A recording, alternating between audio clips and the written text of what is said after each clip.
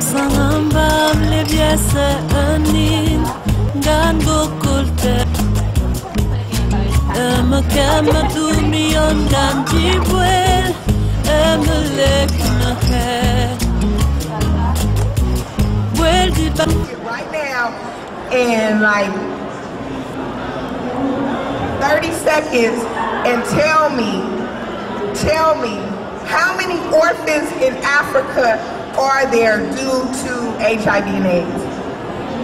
I got a free CD for you. Anybody know? Y'all done been at the conference all day now. Ain't nobody picked that flyer up? Okay. Nobody. How many women in the world are living with HIV? Y'all know that statistic? Anybody, come on. 100 million. But he didn't run to the front because he didn't want to be embarrassed, huh? He wanted to be embarrassed to say 100 million. Come right here, I'm going to give you the mic. She's biting her nails like, oh, Price is Right. 20. Come on. Come on, sis. I just think it's about 30,000. She said 30,000 in the world. In Africa, 30,000? Come on, sis. What you got? I got a CD for somebody with the right answer. 20 million? I'm going to give it to her. It's a little under that. Some people quote a little over that. But yeah, it's around that. It's about like 17 million. Yeah. Really close. Should we give it to her? Guys, one more giveaway. How many people in the whole world? 34 million. 34! Point side. Million! She already got a CDD. Go on, sit down. You ain't getting nothing else. So, my next piece is seriously talking about HIV in the world. And so you heard the numbers. You heard 15.5, well, no, when I wrote this piece, 15.5 million women. I wrote this piece in 2007. So now it's about 17, 18, some people say 20 million women living with HIV in the world. Yeah, as a delegate, we have a pleasure to receive you on Afri TV, which is African television based in Maryland. Could you tell us what do you think about this International Forum Days? Well, so far it's been a wonderful experience, just meeting activists, researchers from all over the world coming together with the singular goal of trying to find solutions to HIV, ending HIV and AIDS. We can read on your badge that you are a physician, doctors. What did this international forum bring to you? Your research or as a doctor? Well, great. I'm a primary care physician in private practice in Seattle, Washington, and just from what I've experienced thus far, I've already just learned different things and acquired different skill sets that I would like to incorporate into my practice as far as it pertains to my patients who are living with HIV. From just nutrition, macronutrient therapy. I'm learning more about new drugs that are in the pipeline as far as ART is concerned. Other resources that are available that I previously knew nothing about. So it's been a wonderful experience thus far, and I'm excited to learn even more. It's just been day one of the conference. But is that the first time you assist in this conference? Or? No, this is my third conference. The third one? Third conference. But as looking at things around, you think that the evolution of the AIDS over the world, and specifically in the United States where we live, according to you, a doctor, what do you think the percentage here look like? Percentage of people affected look like? Well, you know, I'm surprised that, you know, us being in DC where there's such a high incidence of HIV, just expected there'd be a lot, like a stronger presence of local organizations, and I have not seen that to date. Hopefully that will change as the conference progresses, but the incidence is pretty high here in Washington, D.C. Not only in Washington, D.C., I mean, let's go to Virginia, where there's a waiting list of over 500 patients or living with HIV, waiting list for them to access ART. That's a sad precedent, very sad precedent. But in Seattle, Washington, how do you think things are going there? I can tell you that there are no waiting lists. There are no patients on waiting lists in Washington State. Yet we have our own host of issues. Like what? Testing, encouraging patients to get tested. But do you think that the waiting list is not there because people are not testing as here, or just because the percentage of affecting people is low?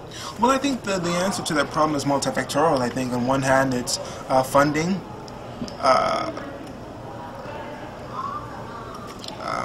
people actually seeking treatment? I mean, there could be all the cultural barriers. I mean,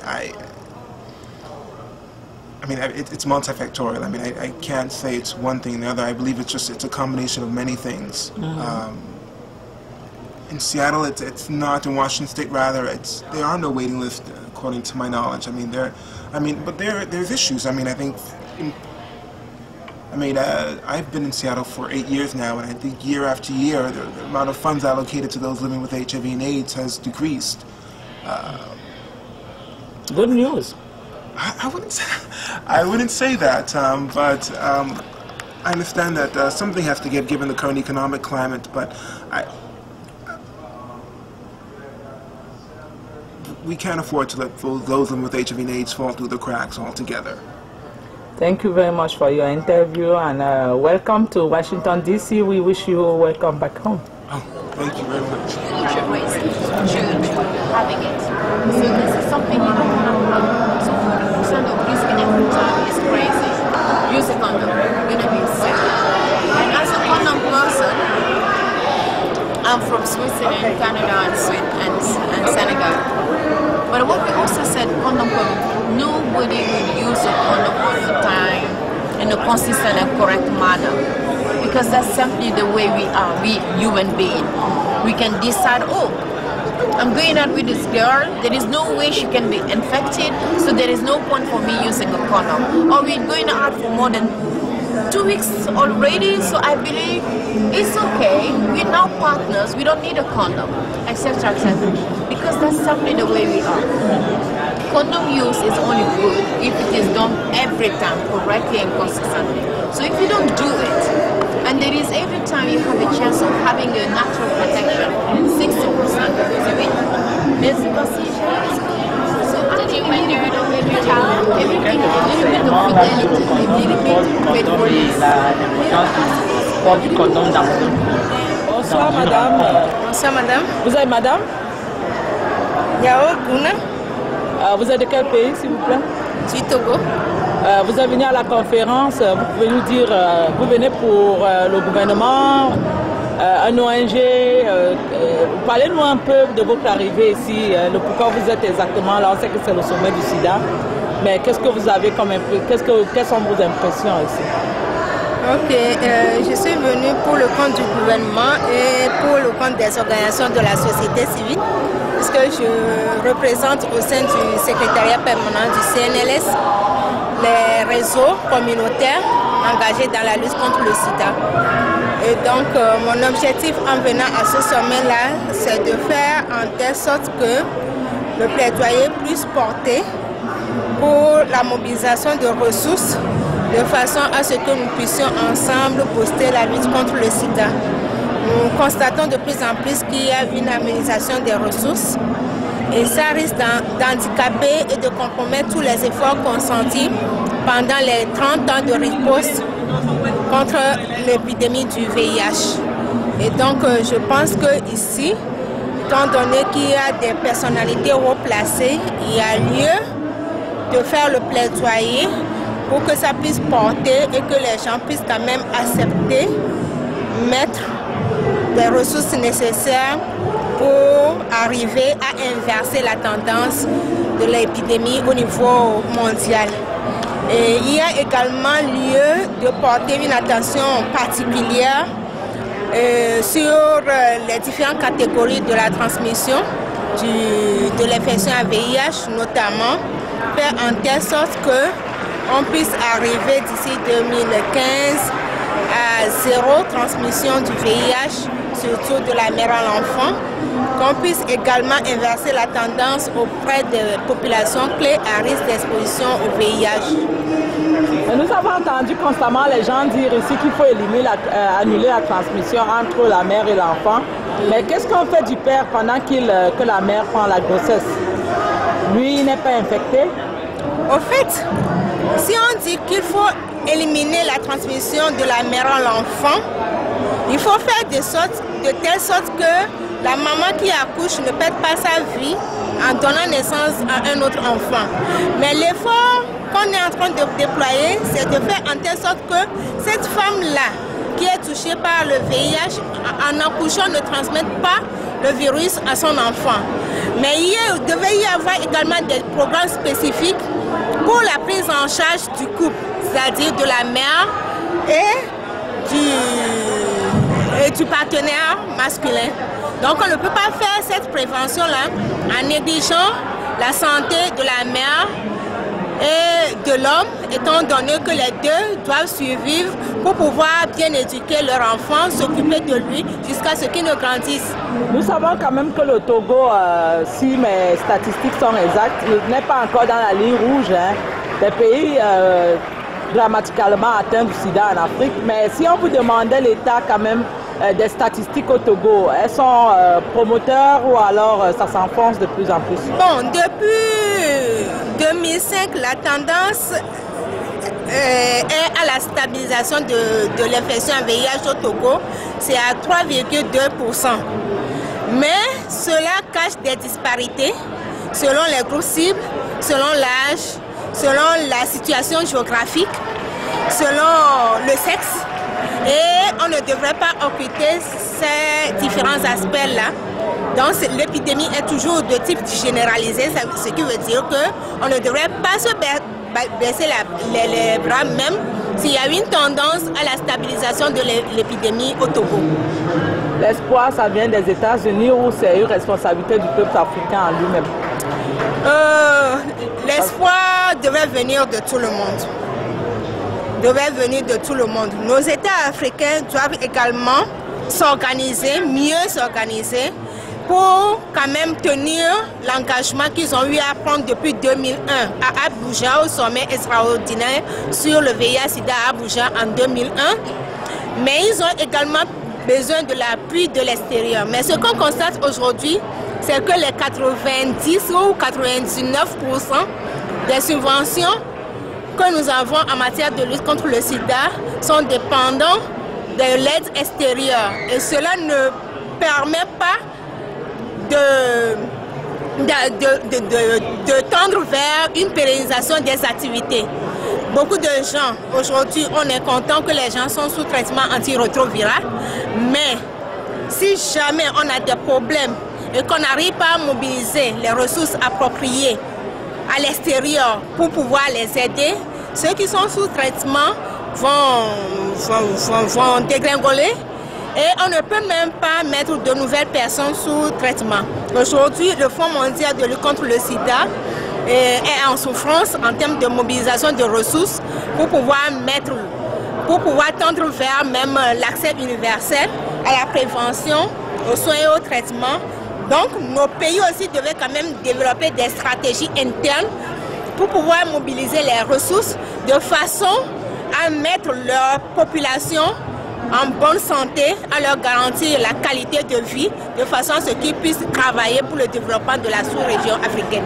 Oui, la dernière question, madame. Nous savons quand même avec les mœurs et la culture africaine, vous qui venez tout droit du Togo, est-ce qu'aujourd'hui dans les mœurs des Africains, la culture selon laquelle il faut se protéger contre un plastique pour faire de l'amour, ça commence à passer parce qu'il y a très longtemps, vu les mœurs des Africains et la culture là-bas, les hommes, ils ne pensent pas se chausser parce que pour eux, c'est pas une façon de faire de l'amour. Quelle est l'évolution en ce jour de ce côté? C'est pourquoi aujourd'hui, de plus en plus, on veut quand même, on ne veut pas se limiter aux activités de sensibilisation, XIXe, mais on veut quand même prendre en compte les préoccupations socio-culturelles en matière de lutte contre le VIH, en matière de la riposte à l'épidémie, en faisant un focus sur le genre, en faisant la promotion du genre, pas le genre en termes de valoriser seulement la femme, mais on sait qu'il faut, pour pouvoir réussir ce défi-là, on a besoin de travailler également avec les hommes, nos partenaires. Parce que autant la femme est vulnérable au VIH, autant l'homme qui se prend tout puissant est également vulnérable au VIH, parce que le VIH n'a pas de frontières, ne connaît pas le sexe, ne connaît pas le pouvoir économique. Et donc quand ça arrive, ça risque de compromettre la vie de tout le monde. Donc il y a vraiment des stratégies à développer pour cibler autant les femmes, pour pouvoir renforcer leur capacité à agir, leur empowerment. Et il y a également un travail à faire en direction des hommes pour qu'ils ne pensent pas qu'ils sont invincibles face au VIH-Sida, mais qu'ils essaient quand même d'adopter des comportements plus responsables qui puissent les aider à avoir une qualité de vie face au VIH. Merci madame pour votre interview. Une fois de plus, welcome to United States, comme on dit. Thank you. Et bon retour au pays natal. Thank you.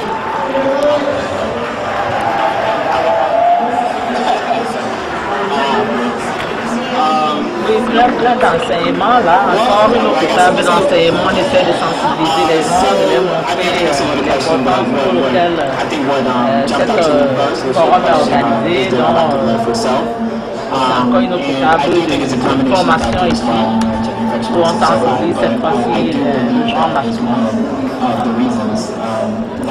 Good evening. Good evening. What is your name, please? Okay, my name is Francis Umon. Coming from? I'm coming from Positive Action for Treatment Access. It's a right-based non-governmental organization in Nigeria. We have a head office in Lagos. We also have a head office, field office in Abuja, in Nigeria. So we have come to the AIDS conference to participate in the AIDS conference. Could you tell us exactly what this town is doing here? We see that you have a whole town. What is the purpose of this town on this international forum? Okay. As you can see, we are showcasing what we are doing at Patas level. You can see our profile here. We are working. This shows our vision, our core values, our objectives, our strategies, and our key programs. You can see these are key partners, Unilever Nigeria Limited. They formed the Media HIV and AIDS program. You can see these are abstract. We are going to present an abstract. This abstract is a work supported by the Ford Foundation in Nigeria.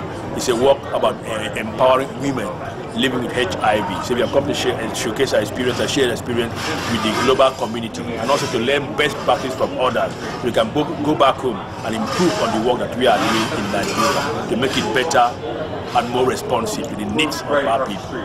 Yeah, my concern is that all the time I have a question for somebody here since yesterday. All of them are just talking about empowering women, protecting women, everything women. What about men? Yeah, if you look at Nigeria, for instance, it's a patriarchal society. It's male dominant, and the women are highly marginalized. So you need to empower the women for a better society. The men are already empowered. Many of them are already empowered. But you look at the women, a lot of practices, even the social culture, that attempt to put women in subordinate position. So they need to be empowered. But in doing that, of course, they also work hand in hand with the men. But the women need the empowerment more than the men. So, according to Nigeria statistics today, what is the evolution of the HIV/AIDS there? Okay, HIV, we are talking about rate of infection 4%. We have about 3 million Nigerians living with HIV. And out of that 3 million, very few have access to antiretroviral therapy and treatment. Very few have access. So we need to do more advocacy ask for increased funding from external sources, also more importantly from our own government. Our own government must be ready to invest in the lives of our people. The life of Nigerians are important to them. The government must make that investment and not just depend only on external forces. Unfortunately, that seems to be the situation right now. And we are saying, advocating for a change. Government, you need to do something about the lives of Nigerians, young people, and not just wait for the PEPFAR or Global Fund and other international agencies to do the work alone. You do something while they are also asking for external support. Why do you answer those people that say that it's not only about the government? What is about Nigeria's own mind, mentality, morality? Some people find that there is a lot of issue in Africa because of the people, the way they behave, the way they think, the social life there. You don't have anything to say about how people, attitude need to help too, how people live the social life there. Yeah. I mean, when you talk about empowerment of women, you talk about empowerment of people generally. I mean, there have to be a change in attitude in the way people live. But what we are saying is that government should be able to provide leadership. Right now, civil society organizations that are doing a lot of work around HIV/AIDS. In short, the bulk of the work is being done by civil society organizations. They are the ones providing leadership at the moment. Because civil society are the ones getting to the grassroots, getting to the communities, getting to fair places, discourse. Do you understand? But there have to be change in attitude of the people. But government should be able to also take responsibility, because government is supposed to meet the welfare and the needs of its people. That's why they are elected. Especially in Nigeria, when you talk about democracy today. Thank you, sir, for your interview, and welcome to the United States. I will wish you well back home. Thank you very much. So far, it has been so nice, a good experience. I've been in the United States before, 2001.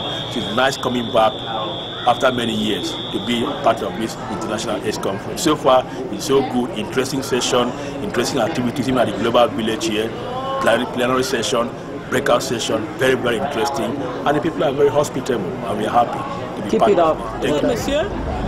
James Clovis Caillot. Quel pays, s'il vous plaît?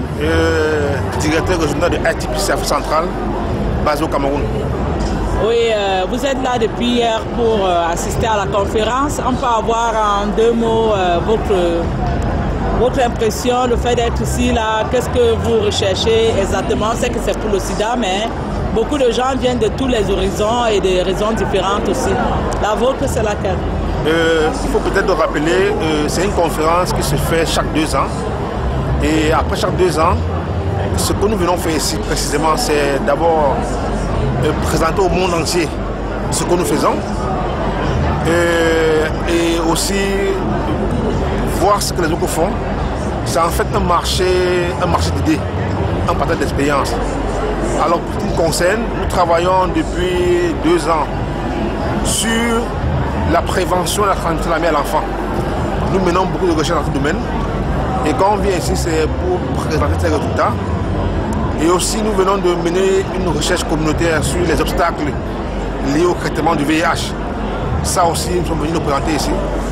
Mais il faut aussi préciser, c'est aussi une occasion pour rencontrer nos partenaires, rencontrer les bailleurs de fonds, nous des partenariats futurs pour le travail que nous avons à faire sur le terrain. Oui, vous venez de parler de quelque chose justement que je venais de demander à la consoeur togolaise que j'ai rencontrée quelques minutes. J'entends les gens dire on combat pour la transmission de la mère à l'enfant. Mais qu'est-ce qui se passe du père dont la mère a couché qui est malade et qui en ce moment attend un bébé qu'on essaie de protéger? Le papa, lui, il est quoi là-dedans?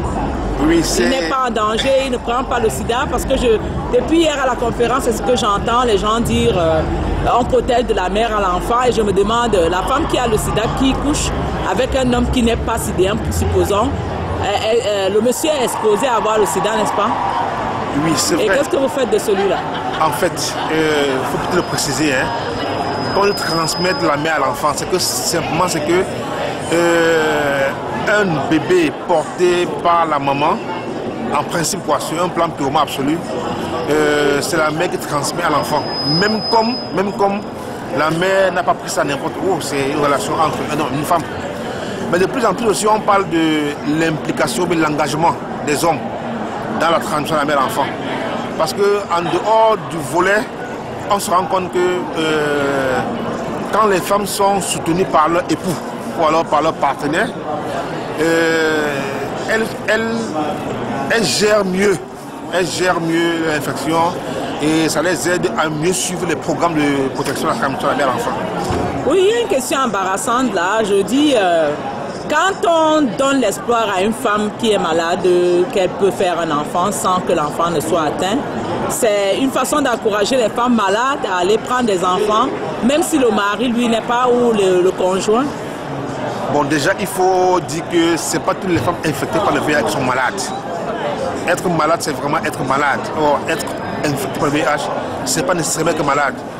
Quand on est malade, on ne peut pas conseiller une personne malade de concevoir un enfant parce qu'on est malade. Quand on dit malade, pour moi, c'est comme le paludisme, c'est comme la tuberculose. Mais être infecté par le VIH n'est pas automatiquement être malade. Ça, il faut le préciser déjà. Alors, quand on conseille les femmes infectées par le VIH de concevoir les enfants, c'est qu'aujourd'hui, la recherche nous a amené à des pistes, à des alternatives qui font que il y a des méthodes de suivi des femmes infectées par le VIH qui limitent au minimum le risque de transmission du virus de la mère à l'enfant. Donc c'est scientifiquement démontré. Je reviens encore à la question. J'ai l'impression que personne ne veut répondre à cette question, alors personne ne comprend la question. Je dis, la femme qui porte un enfant l'a conçu d'un homme, n'est-ce pas? Oui. Cet homme, quand elle va le concevoir, sachant qu'elle est atteinte, même si on sait que quand on est déjà infecté, il ne faut pas être malade pour transmettre, n'est-ce pas? Oui. Je dis, supposons, pardon, que la femme qui va vers le monsieur, qui n'est pas infecté, conçoit cet enfant. Qu'est-ce qu'on fait de l'homme, lui qui n'est pas infecté et qui aide la femme à concevoir? Parce que je pense qu'on ne conseille pas à deux sidéens d'aller faire un enfant qu'on va protéger. À moins que nous ne nous comprenions. J'essaie de comprendre ça depuis hier. Oui. Dans tous les intervenants que j'ai rencontrés ici, je les demande, la femme qui va prendre l'enfant, nous supposons que l'homme qu'elle va rencontrer ou l'homme avec lequel elle fait l'enfant, lui n'est pas sidéen. Qu'est-ce que vous faites de ce monsieur? Déjà, il y a un problème de terminologie hier. Sidéen n'est pas toujours infecté par le VIH, c'est vraiment deux choses différentes. Une personne sidéenne est rarement visible parce que le sidéen est en général une personne grabataire qui est malade, qui est touchée et donc qui n'a pas pour préoccupation première de s'engager dans les rapports sexuels pour faire un enfant. En général, quand deux personnes s'engagent sexuellement pour faire un enfant, ils ne sont pas sidéens, c'est des personnes infectées par le VIH. Ça, il faut le préciser. Mais ils se transmettent quand même. Une fois qu'on est infecté, on transmet, n'est-ce pas? Pas toujours. On peut transmettre. Pas toujours. Donc, dans le cadre de la prévention de la transmission de la mère à l'enfant, il y a un programme globalement reconnu. Il y a justement, je ne sais pas, un suivi médical, un accompagnement communautaire qui fait que si on le suit normalement, on réduit sérieusement le risque de transmission de la mère à l'enfant. Ça, je le dis, je le répète. Et c'est pas du rêve, quoi. C'est la réalité. Par exemple, une femme infectée par le VIH et un homme infecté par le VIH peuvent faire un enfant négatif. De plus en plus, ça se passe. Oui. Le traitement antirétroviral, qui est un traitement contre le VIH, permet à la personne qui est infectée de réduire sérieusement sa charge virale. C'est-à-dire que la quantité de virus dans l'organisme réduit du fait de l'efficacité du traitement. Et rien que sur la base là, les conjoints ne sont plus trop transmissibles. C'est-à-dire que la transmission n'est plus autant que quand on n'a pas pris de médicaments. Par exemple, quand on prend les médicaments, normalement, à un moment donné, on devient indétectable. Ça veut dire qu'on ne voit plus le virus, on ne sent plus le virus. Mais comme il est là, il n'est plus en dose trop dangereuse pour transmission. Oui, en fait, le message que vous voulez que nous, les médias, nous allons transmettre là-dehors, c'est lequel? Parce que en même temps, on distribue les condoms, on encourage le port des condoms. En même temps, on nous dit, voilà, la femme qui est infectée par le sida ne transmet pas automatiquement le virus. Elle peut aller faire des enfants dehors. Nous, les médiatiques, on veut comprendre, enfin, vous les spécialistes, c'est lequel genre de message exactement vous voulez qu'on mette là dehors. Parce qu'il y a un peu comme contradiction dans ce que vous dites, dans les faits et dans la pratique et dans la théorie. Moi, en tant que journaliste, je me dis, si je veux prendre un message résumé de ce séminaire ou de ce forum pour le valuer là dehors, là-bas, on m'a remis un sac de condoms. On m'a dit, il faut encourager les gens à prendre les condoms. Ici, on me dit, la femme peut aller dehors, même si elle est infectée, ça ne veut pas dire qu'elle est malade. Alors, le message que vous voulez qu'on mette là dehors en tant que spécialiste, c'est lequel au juste? Ça, c'est une très bonne question. Les préservatifs nous aident à éviter, à nous protéger contre le VIH, contre les IST et contre les grossesses indésirées. Mais vous convenez avec moi que toute personne a le droit à la procréation, y compris les personnes vivant avec le VIH. Ces personnes aussi ont le droit à la procréation. Et c'est dans ce cadre de ce droit à la procréation que les chercheurs ont travaillé et ont abouti à des solutions qui permettent aux personnes infectées, aux femmes surtout, de faire des enfants négatifs. Quand on le dit, on n'encourage pas les gens à ne pas utiliser le condom. Il faut qu'on soit clair, ce n'est pas une contradiction en tant que telle. C'est simplement un ensemble, c'est un dispositif qu'on met sur pied pour accompagner les femmes infectées par le VIH à pouvoir procréer sans se mettre en danger et sans exposer l'enfant qu'elles sont prêtes à qu'elle veut naître. Mais ça ne veut pas dire que n'utilisez pas le condom, on ne l'a pas dit. On dit simplement que si vous voulez faire des enfants, vous avez le droit de le faire. Dieu l'a prévu ainsi. Mais pour le faire, il y a un dispositif qu'on met sur pied pour réduire le risque de transmission à l'enfant et aussi même pour réduire le risque d'être malade pour la mère qui porte l'enfant. Ce n'est pas une contradiction, du tout pas. Oui, merci monsieur pour votre interview. Mais la dernière question, nous allons vous dire, vous venez du Cameroun tout droit. Les mentalités là-bas, le message au Cameroun comparé aux années antérieures. Si on vous demandait de faire un état de statistique ou alors de l'évolution des choses du côté du Cameroun par rapport au VIH-Sida, vous nous dites quoi? Oui, je pense que globalement c'est positif. Vous connaissez le Cameroun comme moi. Quand on va dans des régions comme à l'extrême nord, comme au nord en général du pays, dans des zones rurales, on est merveilleusement, on est agréablement surpris que, par exemple, le préservatif, aujourd'hui, est un outil que les gens utilisent sans réticence. Par contre, au début, il y a 10 ans en arrière, dans cette région, on n'osait pas parler de préservatif. Quand on va dans le milieu, par exemple, des travailleurs de sexe, ce qu'on appelle en général les prostituées, le condom, c'est le mot de passe.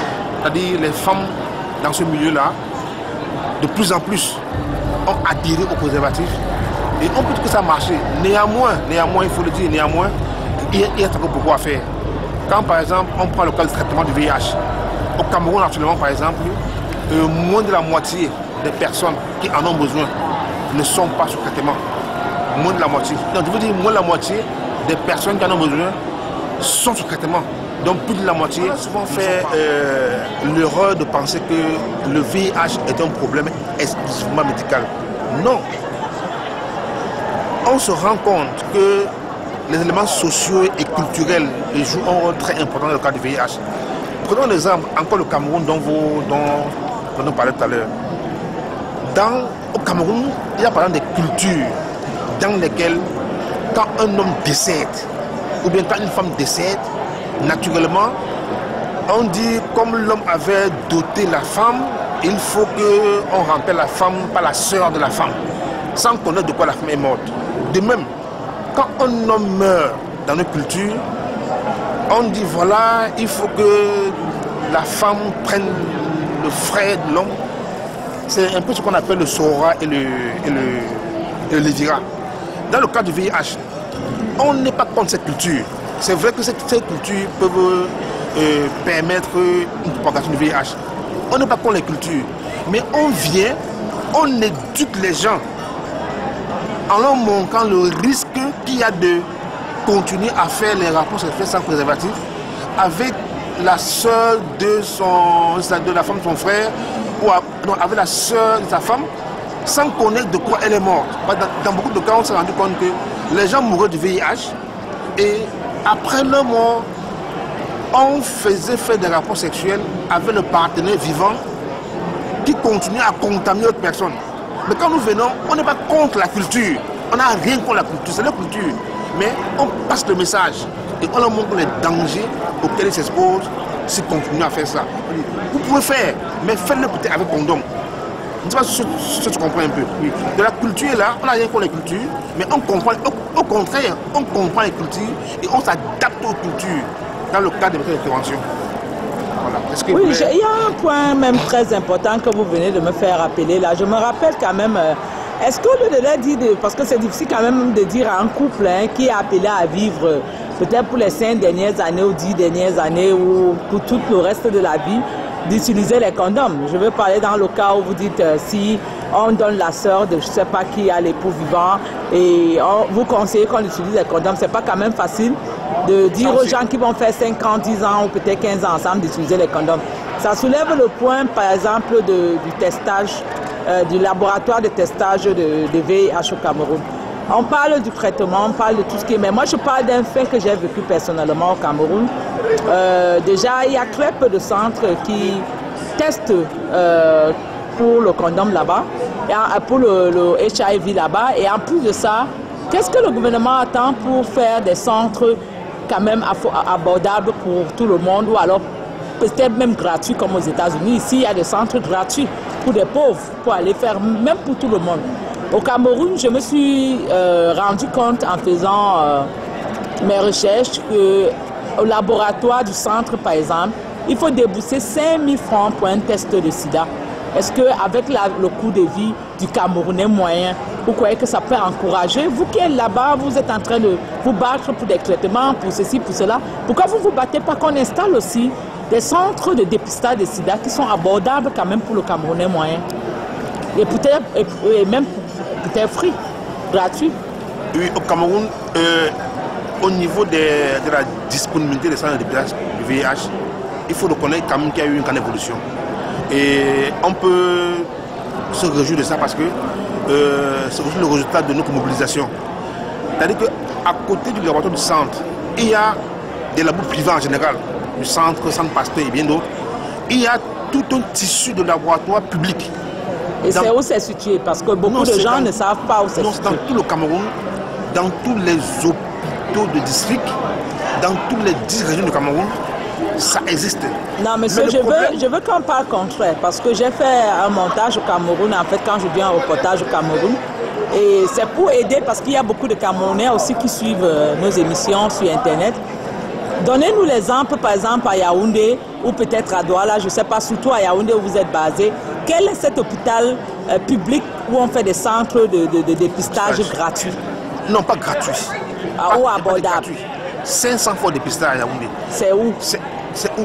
C'est dans tous les hôpitaux publics de Yaoundé. Non, nous voulons savoir, dans les hôpitaux publics de Yaoundé, vous pouvez nous citer quelques-uns? Je peux citer quelques-uns. Hôpital Sanka de Yaoundé, hôpital militaire de Yaoundé, le CH de Yaoundé, l'hôpital Jamo, l'hôpital de la CNPS, le centre de santé, le Casco Dongo, l'hôpital Jamo, l'hôpital de Djongulo, l'hôpital de la Cité Verte, l'hôpital de Biémassi. Vraiment, c'est tous les hôpitaux de Yaoundé. Donc là, c'est la même chose. Il y en a, mais le problème, c'est le suivant. Le problème, en fait, c'est au niveau de la disponibilité régulière des intrants de ces examens-là. Il arrive que vous arrivez, on vous dit il n'y a pas les intrants, les réactifs. Il n'y a pas les réactifs, donc il y a les ruptures réactifs. Soit l'hôpital, parce qu'en fait, c'est les têtes subventionnées par l'État, grâce au financement extérieur. Donc il arrive qu'il y a rupture, et donc l'hôpital a deux choix. Soit l'hôpital dit que je ne fais pas, parce qu'il y a rupture, soit l'hôpital se ravitaille normalement et ne fait plus à 500, parce qu'en fait, ça ne coûte pas 500.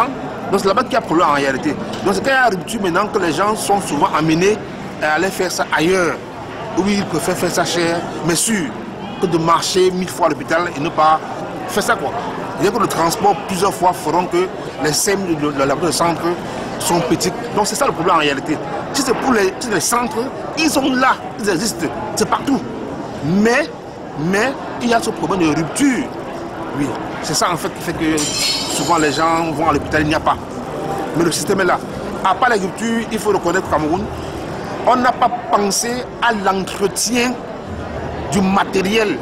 Et ça fait que beaucoup de matériel qu'on avait pris à l'époque est désuet. Le centre est là, mais ne fonctionne pas, soit parce qu'il y a rupture, soit parce que les appareils ne marchent pas. C'est ça le nœud de l'affaire en fait. Mais les centres existent. Bon, maintenant, ces centres, voilà, Yaoundé, les grandes villes, ont plus que les petites villes. Et plus on va en zone rurale, et moins il y a disponibilité. Et donc, du coup, les gens des zones rurales sont amenés à aller vers les villes les plus proches. Par exemple, quand on parle de Consamba, par exemple, quand on est en Consamba, les affaires comme Eboné, comme Mburuku, tous ces petites villes-là doivent venir en Consamba ou Mando. Donc, plus on va au village, et moins il y a disponibilité. Voilà. Mais de manière globale, il y a eu une grande avancée. Même comme il y a encore beaucoup à faire. Merci monsieur de votre interview et bon retour au pays natal. Thank you very much. Okay. You get to pick one question. If you get the answer right, you get to win something. Okay. In the last 100 years, how many people have died of TB? I can read for you the choices. Okay, let's see. I'll read for you the choices. The choices are 50 million, 200, 100, 250. Wow. It's all the whole world. You are closing the shop? That is a big number. Yeah, either 50 million, 200, 150, 250. But here you guys are representing which organization? Action. You're coming from which country? Action is in 8 countries. Yeah. All these countries. In 9 countries. And global partnership of advocates working to improve policy and also resource mobilization for health. Yeah, so we are in 2 developing countries, India and Kenya. In the north, we are in the US, UK, France, Japan, Australia. Yeah, I think I've mentioned it. Yeah. But right now you come from Kenya? Right now I come from Kenya. If you have a message for those who can look at this show for 2 minutes, you tell them exactly what you guys are doing here in 2 minutes. We are here, we work on TB, and our business here is to raise the profile of TB, because TB is the leading killer of people living with HIV/AIDS, and we realize that the people who are working in HIV, especially the advocates, have neglected TB, forgetting that you may do so much in trying to save a life. You may give them all the ARVs, you may implement all the programs, but so long as you're not taking care of TB, TB is going to come and destroy all the efforts that you have tried to build with all those efforts. So we are telling them there is no addressing HIV without addressing TB, and they have to embrace TB as the leading killer of people who are living with HIV. What is your name, please? My name is Evelyn Kibuchi. I'm based in Kenya. I work for Action, but I work together in an organization called Kenya AIDS NGOs Consortium. Thank you. Welcome to the United States. Bonsoir, monsieur. Bonsoir. Comment vous allez? Ça va bien. Vous venez de quel pays, s'il vous plaît? Je m'appelle Biziamien Boutiki Sylvain, je viens de la Côte d'Ivoire. Ah, vous êtes ivoirien? Bon, je ne suis pas ivoirien, je suis de nationalité rwandaise, mais je travaille en Côte d'Ivoire depuis 10 ans. Oui, dans quel cadre vous vous retrouvez ici dans le sommet contre le sida? Nous sommes venus pour participer à la conférence internationale de lutte contre le sida. Et dans la conférence, nous avons la chance, nous avons 2 postes et nous avons 2 villages communautaires. Mais selon vous, qu'est-ce que vous croyez qu'il y a comme évolution en Afrique pour le problème du sida, ou alors beaucoup reste à faire? Nous pensons qu'en Afrique, beaucoup reste à faire. Si je prends l'Afrique dont je viens, l'Afrique occidentale, on voit qu'il n'y a pas l'accès au traitement. La majorité, le financement du traitement, il est fait souvent à 90% par l'extérieur. Et souvent, nous savons qu'au niveau de l'extérieur, il y a une crise financière. Et cette crise financière diminue le financement. Et ça affecte le financement du traitement. Et ça fait que maintenant, nous observons beaucoup de cas de rupture de stock dans beaucoup de pays d'Afrique occidentale. Oui, beaucoup disent qu'il y a un problème de conscience en Afrique aussi, hein, que ce n'est pas seulement un problème financier, que la mentalité, la culture en Afrique aussi n'aide pas beaucoup à combattre ce fléau. Qu'est-ce que vous pensez? Bon, ça c'est un jugement sur la culture d'un pays ou de quelqu'un, alors qu'en général il ne faut pas juger la culture. Autant il y a les limites faites par la culture en Afrique, on peut en trouver aussi dans les pays occidentaux.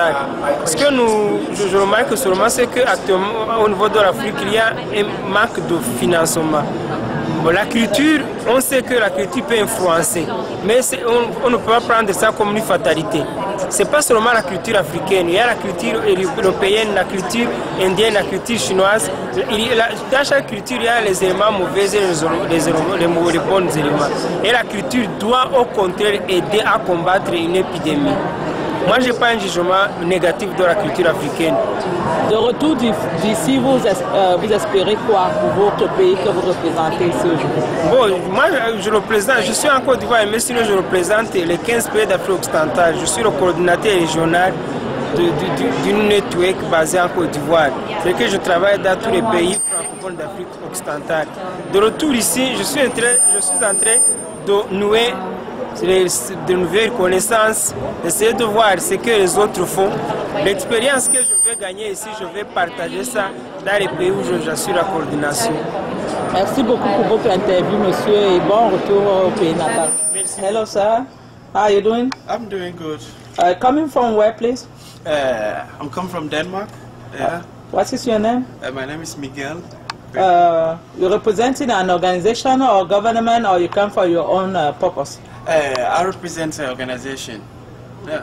Yeah, what is the main goal why you guys are here? I represent young people living HIV in Denmark.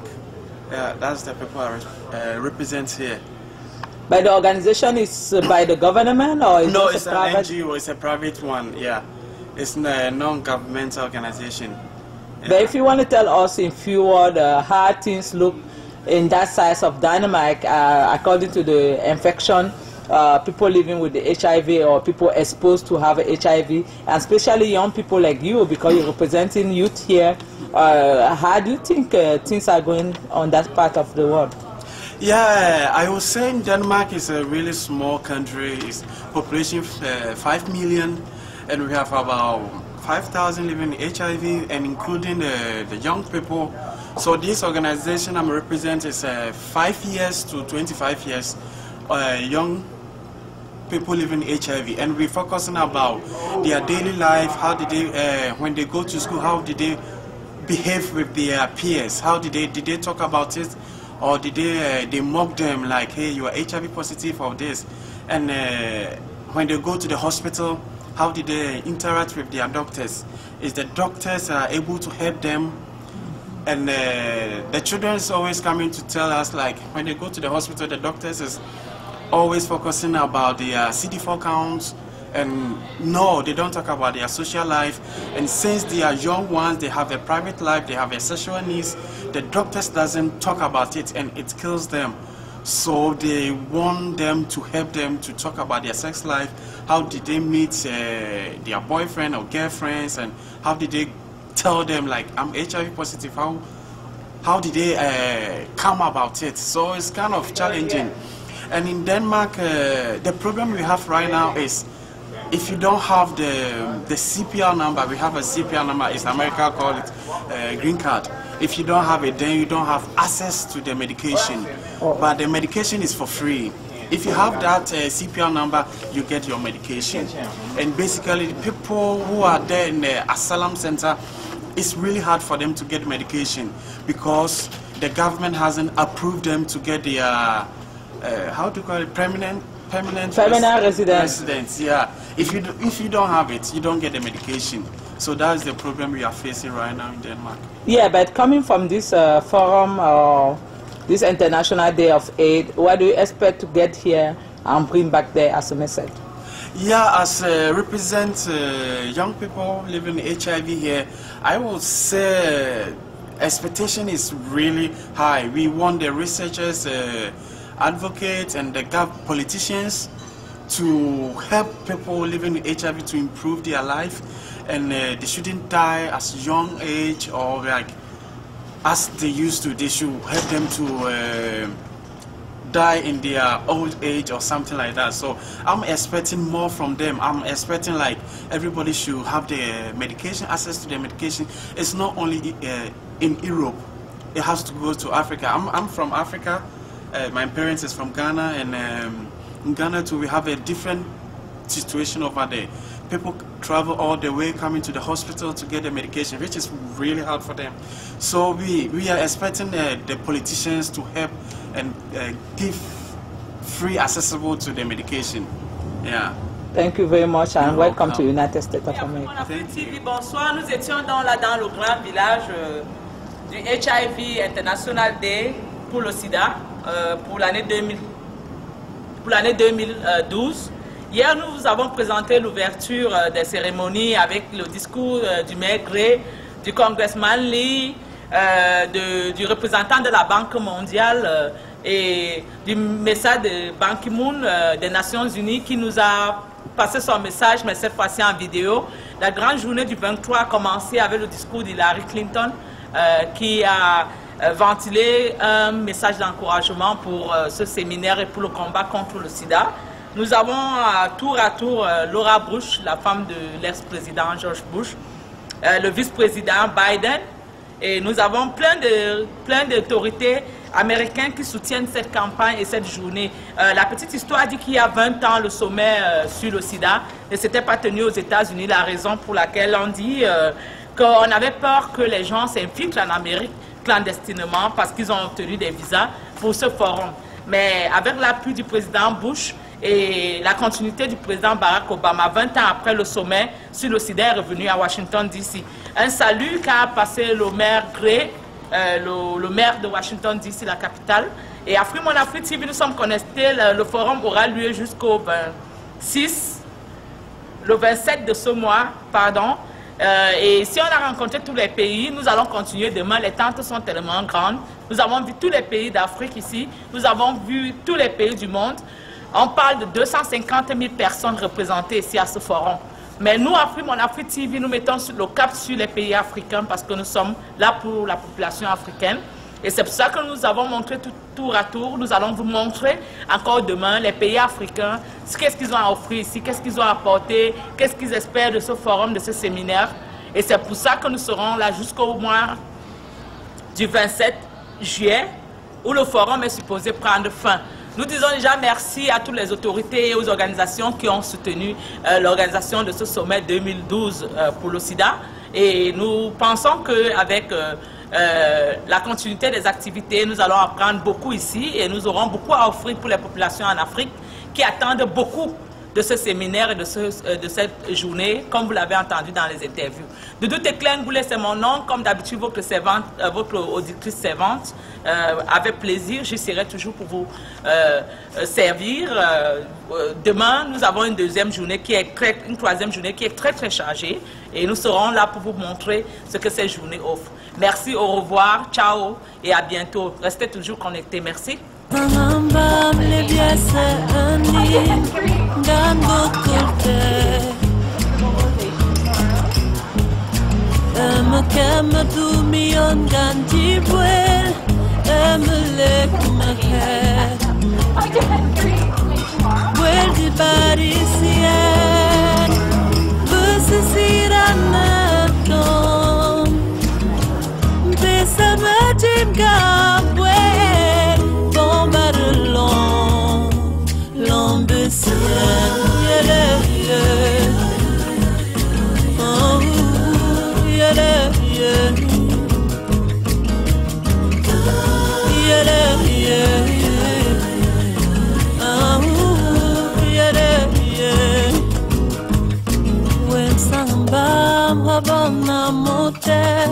Awali jibubwel Obona oba morwa uhane